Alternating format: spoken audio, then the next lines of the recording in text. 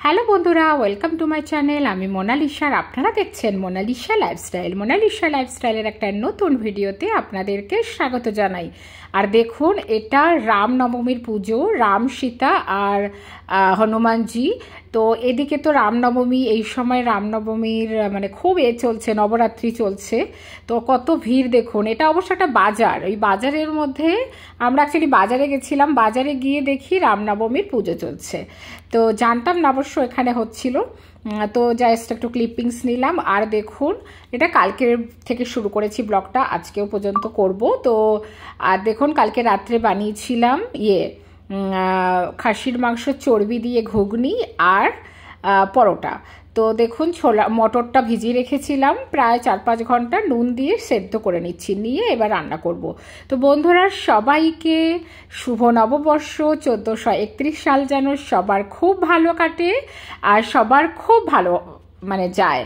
আর যারা আমার থেকে ছোট, সবাইকে অনেক ভালোবাসা, আন্তরিক শুভেচ্ছা, আর বড়দেরকে প্রণাম জানাই। তো প্রণাম জানিয়ে আজকে ব্লগটা শুরু করছি। প্লিজ বন্ধুরা, স্কিপ করবেন না, স্কিপ করলে আমাদের জন্য খুব ক্ষতি হয়। আর অবশ্যই ভিডিওটা একটা লাইক দিয়ে ভিডিওটা দেখবেন, আশা করি অনেকটা ভালো লাগবে। আর দেখুন, এবার আমি কড়াইতে একটু শুকনো মানে ফোড়ন দিয়ে, মানে একটু গোটা গরম মশলা, শুকনো লঙ্কা, জিরে টিরে দিয়ে একটু পেঁয়াজ ভেজে তার মধ্যে আলুও দিয়ে ডুমো ডুমো করে আলু কেটে ভেজে নিয়েছিলাম। আর এদিকে করতে থাকছি, অলরেডি তখন প্রেশার কুকারে সিটি বসিয়ে দিয়েছি আমি, মানে ছোলাটা সেদ্ধ করার জন্য, যে মটরটা। আর এটাতে একটু আদা, রসুন, একটু জিরে, ধনে আর টমেটো দিয়ে পেস্ট করে নিয়েছি। নিয়ে সেটাও আমি আলু দেওয়ার পরে আলুটা ভালো করে ভেজে তার মধ্যে দিয়ে এটা ভালো করে কষে নিচ্ছি, যাতে আর আলু ভেজে না তুলতে হয়। আর আলু ভেজে তুললে পেঁয়াজে তারপরে পেঁয়াজ দিতাম, তারপরে মশলা দিতাম। তো যাই হোক, এটা ভালো করে ভাজা ভাজা হয়ে গেলে, একটু কষা কষা হয়ে গেলে তারপরে আমি ওই খাসির মাংস চর্বিটা দেব। তো বন্ধুরা, এইভাবে একবার খাসির মাংসের চর্বি দিয়ে ঘুগনি বানিয়ে দেখবেন, জাস্ট অসাম খেতে লাগে। এটা অ্যাকচুয়ালি 3-4 দিন আগে খাসির মাংস নিয়ে এসেছিলো, মাটন নিয়ে এসেছিলো। আর ওই মাটনটা রাখা ছিল ফ্রিজে, মানে মাটনের চর্বিগুলো আমি রেখে দিয়েছিলাম, আনতে বলেছিলাম অবশ্য এক্সট্রা। তো সেটা দিয়েই এটা করছি। আর এত ব্যস্ততা চলছে বন্ধুরা, কিচ্ছু বলার নেই। মানে দেখুন, এটা জিরে গুঁড়ো, ধনে গুঁড়ো, হলুদ গুঁড়ো, লঙ্কা গুঁড়ো সব কিছু দিয়ে চর্বিটা দিয়ে আর একটু ভালো করে কষে নিয়ে এবার আমি মটর সেদ্ধটা দিয়ে দেবো। এটা একটু ভালো করে কষে নিতে হবে বন্ধুরা, যাতে চর্বিটা ভালো করে একটু ভাজা ভাজা হয়ে যায়। তো যেটা বলছিলাম, অ্যাকচুয়ালি ফ্রিজ সব পরিষ্কার করতে হবে বলে, আপনারা যারা আমার ডেলি ব্লগ দেখেন অনেকেই হয়তো জানেন যে কালকে অ্যাকচুয়ালি 15 আগস্ট আমরা নতুন জায়গায়, এইখানেই ঝাড়খণ্ডেই গোড্ডাতেই অন্য বাড়িতে বা অন্য জায়গায় শিফট করব। তো সেটা তো গেলেই দেখতে পারবেন কোথায় শিফট করেছি। কালকে পুরো ওটাই, মানে কালকে শিফট করবো অ্যাকচুয়ালি। তো সেই জন্য এত ব্যস্ততা চলছে, পুরো ঘরের কার্টুন চারিদিকে ছড়ানো, মানে এদিকে এটা পরিষ্কার ওটা পরিষ্কার, ফ্রিজ থেকে সমস্ত যা যা জিনিস ছিল খালি করে করে রান্না করা, মানে প্রচুর ব্যস্ততা, মানে সেটা আর বলে বোঝানোর মতো নেই। এবার দেখুন, মটর দিয়ে ভালো করে আবার 2-4 মিনিট একটু ভালো করে মানে কষে নিয়েছি, যাতে মটরটাও ভালো করে কষে যায়। মটরটা এমন সেদ্ধ করতে হবে যাতে শক্তও না হয়, আবার বেশি গলেও না যায়। আর দেখুন, এবার গরম জল করে দিয়েছি আমি, কিন্তু যে কোনো তরকারিতে ন্যাচারালি, আর এই ধরনের তরকারিতে তো গরম জল মাস্ট। আর খুব বেশি কালার ফালারের জন্য আমি দিলাম না কাশ্মীরি লঙ্কার গুঁড়ো টুড়ো, সেই জন্য। আর টমেটোর সাথে একটু কাঁচা লঙ্কাও পেস্ট করা ছিল। তো খুব বেশি একদম লাল লাল কালার হবে না, নর্মাল যেমন হলুদ ঘুগনি হয় সেরকমই হবে। আর যেহেতু চর্বি দেওয়া, তো একদম দারুণ টেস্ট হয়, জাস্ট অসাম খেতে হয় বন্ধুরা। একবার এইভাবে খেয়ে দেখবেন, যারা খান তারা তো অবশ্যই জানেন। তো দেখুন, এই যে হয়ে গেছে আমার। একটু ঝোল অবস্থায় বেশি রাখবো, কেননা খেতে খেতে এখনও 1-1.5 ঘন্টা, আমি তো তাড়াতাড়ি প্রায় সন্ধ্যেবেলার দিকে রান্না করে রাখছিলাম, যাতে মানে মানে একটু সন্ধ্যাবেলাটা ফ্রি থাকা যায়, তাই না? তো রেখে এবার গরম মশলা দিয়ে ব্যাস রেখে দিলাম। আর এদিকে ট্রায়াঙ্গেল যেগুলো ত্রিকোণ পরোটা, ওটা ভেজে ভেজে এদিকে রাখছি, রেখে ফটাফট এবার খাবো। এটা ময়দা আর আটা দিয়ে মেশানো, আটাটা কম ময়দাটা বেশি। আমি যখনই ময়দা আর আটার পরোটা বানাই না, একটু মানে যখনই পরোটা হোক যাই বানাই, লুচি, একটু না আটা মিশিয়ে দিই, পুরো ময়দার করি না, খুব এলাস্টিক টাইপের লাগে। আর ময়দাটা তো একটু হেলদিও হয় না অত, সেই জন্য। তো দেখুন আমার ম্যাক্সিমাম বাসনপত্র সব গোছানো, সেই জন্য এই ফ্রাইং প্যানটাই করছি, যেটা তাওয়া প্যান, সেটাতে আর মানে সব গুছিয়ে তুলে রেখেছি। এরকম অবস্থা, মানে কোনটা করব আর কোনটা করব না, ঘরের এত মানে ছড়ানো ছিটানো বন্ধুরা, মানে জাস্ট কিছু বলার নেই। তো মানে ব্লগটা দেখতে থাকবেন, আমি দেখাবো কি কি করেছি। মানে এরকম নববর্ষ সত্যি কথা বলতে কোনোদিন যায়নি। বাড়িতে নববর্ষ হয় আমাদের বাড়িতে, বাসন্তী বাড়িতে, বিশেষ করে আমার বাপের বাড়িতেও সকালবেলা সবাই হলুদ, কাঁচা হলুদ আর নিম পাতা বেটে আমার মা বলতো সবাই মাখো, মেখে চান করে, মানে নতুন বস্ত্র পরে, আর খুব খাওয়া দাওয়া সবাই মিলে। জানেন আমার পিসির বাড়ির মানে দাদা বৌদিরা, মাসিরা, কাকুর মানে ছেলে বৌমারা সবাই মিলে একসঙ্গে খুব খাওয়া দাওয়ার একটা হিড়িক আছে আর কি।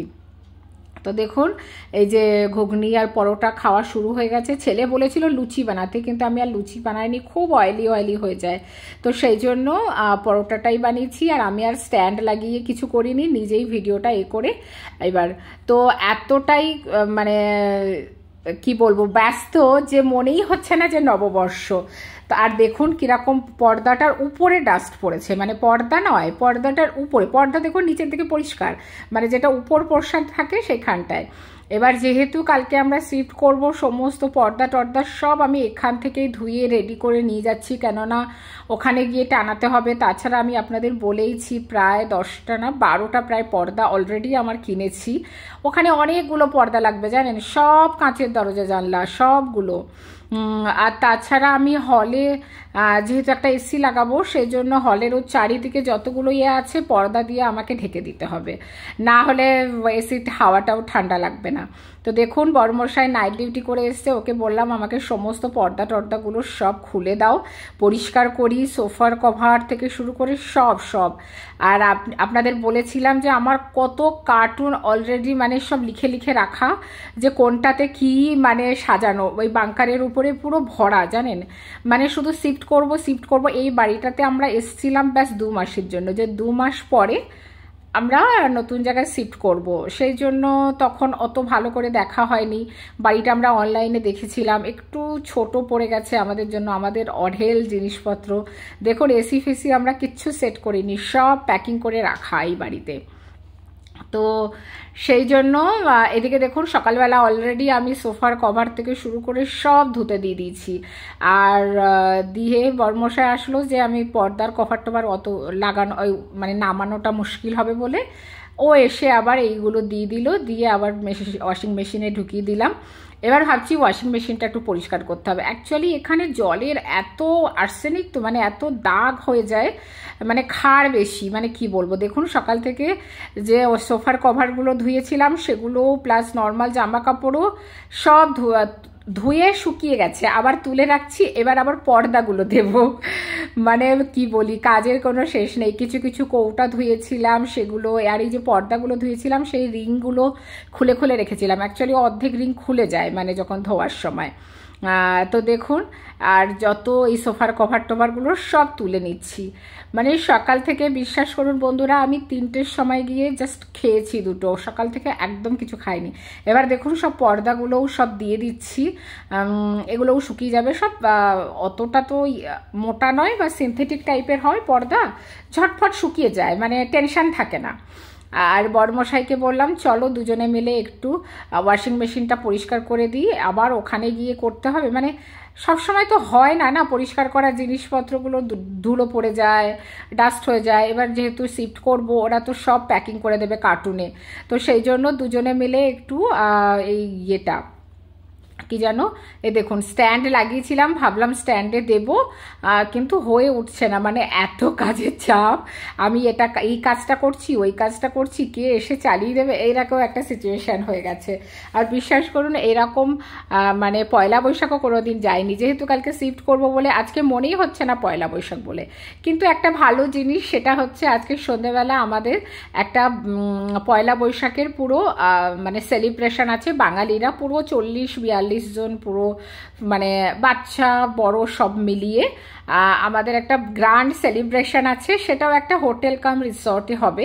তো সেটার ব্লগ তো আমি কালকে দেখাবো বন্ধুরা। এবার আমি ফ্রিজটা পরিষ্কার করতে বসে গেছি, কেননা ফ্রিজে পুরো আজকে বললাম না যে কালকে মানে যা যা ছিল সব খালি করে করে আজকে ভাবলাম পুরো ফ্রিজটা ভালো করে পরিষ্কার করে দিই। ফ্রিজও তো জিনিস থাকে, প্রত্যেক 10 দিন 15 দিন পর পর আর পরিষ্কারও করা হয় না। আর ভাবি করব এবার যেহেতু চলে যাব বলে, মানে শিফট করব বলে ইচ্ছা করেই করছিলাম না যে একেবারে লাস্টে গিয়ে ভালো করে করব।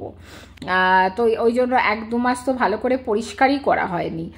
আর ফ্রিজে তো এটা ওটা জিনিসপত্র, কখনো ডিফ্রস্ট করলেও সব জিনিসপত্র মানে জল গড়িয়ে পড়ে, তো সেটারও একটা নোংরা হয়ে যায়। তো সব ভাবলাম পরিষ্কার পরিচ্ছন্ন করে। আর এই ফ্রিজটা জানেন প্রায় আমার 15 বছর হয়ে গেছে। আমার বিয়ের পর প্রথম যখন আমি দুর্গাপুরে যাই তখন এই ফ্রিজটা কিনেছিলাম। আর এবার এখানে এসে অনেক দিন ধরে ফ্রিজ কিনবো করছি, একদম ডবল ডোর ফ্রিজ, কিন্তু কেনা আর হয়ে উঠছে না, কেননা এই বাড়িটা থেকে শিফট করছিলাম না বলে। এই বাড়িটার জায়গাটা এতটা শর্ট, সেই জন্য ঠিকই করা ছিল যখন নতুন জায়গায় শিফট করব, তো ওখানে গিয়েই অ্যাকচুয়ালি পুরো ভালো করে ফ্রিজটা নেব। আর দেখুন ওয়াশিং মেশিনটা খুব ভালো পরিষ্কার হয়নি, এটাও আমার অলরেডি মানে কি বলবো 9 বছর 10 বছর হয়ে গেছে ওয়াশিং মেশিনটা, 9 বছর। তো দেখুন এবার সবগুলো প্রায় পরিষ্কার হয়ে গেছে। আর ঘরের যা অবস্থা বন্ধুরা কিচ্ছু বলার নেই। তো সেই জন্য নববর্ষ মানে খুব, আর এই দেখুন বাসনপত্র সব ধুয়ে কিছুটা কার্টুনে ভরেছি, কিছুটা রেখেছি। এবার তারপরে এবার চান দান করে তার মধ্যে রান্না করে নিয়েছি, ব্যাস ডাল আলু ভাজা আর বেগুন ভাজা। যেহেতু রাত্রে পার্টি আছে মানে নববর্ষ সেলিব্রেশন হবে একটা হোটেলে, প্রায় অনেকজন বললাম। দেখি শাড়ি পরবো, সবাই তো শাড়ি পরবে বলেছে। তো নববর্ষর ব্লগ তো কালকে দেবো বন্ধুরা, তবে সকাল থেকে একদমই নববর্ষ মনে হয়নি। তো সকালে ব্যাস ডাল আলু ভাজা আর বেগুন ভাজা ডিমের অমলেট এটা দিয়েই খাওয়া হয়েছে, সেটা আর আমি দেখালাম না, কেননা ওটা আর কি দেখাবো। তো এবার চান দান করে উঠে সব ভাবলাম ঠাকুরের জিনিসপত্রগুলো ভালো করে পরিষ্কার করে গুছিয়ে নিই। সবাই আজকে ভালো করে পুজো দিচ্ছে আর আমি ভালো করে এগুলো গুছিয়ে নিচ্ছি, কেননা কালকে সকালেই প্যাকার্স মুভার্স আসলে না ফটাফট সব তুলে সব কার্টুনের ভিতরে ভরে দেবে, তখন আর আমি কিচ্ছু গোছাতে পারবো না আর কিচ্ছু মুছতে পারবো না। আর চান না করে তো ঠাকুরের জিনিস তোলা যাবে না। তো সেই জন্য দেখুন এখনই প্যাক করছি মানে গুছিয়ে রাখছি। তো যাই হোক বন্ধুরা, কালকে নববর্ষের ব্লগ নিয়ে আসবো, আশা করি ভালো লেগেছে আজকে ব্লগটা। যদি ভালো লেগে থাকে অবশ্যই এটা লাইক করে দেবেন আর কমেন্ট করে জানাবেন কেমন লাগলো। আর যারা আমার চ্যানেলে নতুন অবশ্যই এটা সাবস্ক্রাইব ফলো করে দেবেন। চলুন আজকের মতো টাটা, বাই বাই।